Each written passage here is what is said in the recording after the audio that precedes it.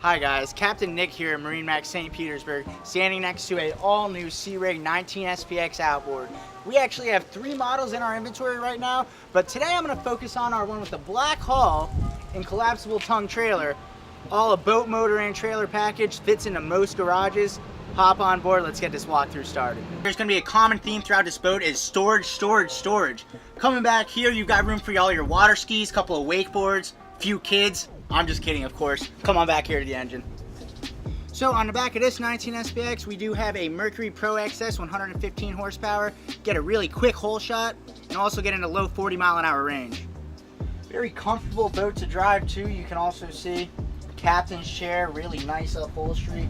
Throttle right here, extremely ergonomic design. Adjustable steering wheel too. This boat is a blast to drive, guys. Plenty more storage down here in deck. Also a couple seats over here. Coming alongside, there is another storage compartment along the side of the boat. Up here, we've got a really nice collapsible bimini top. Keep the sun off you, especially in the Florida summertime heat.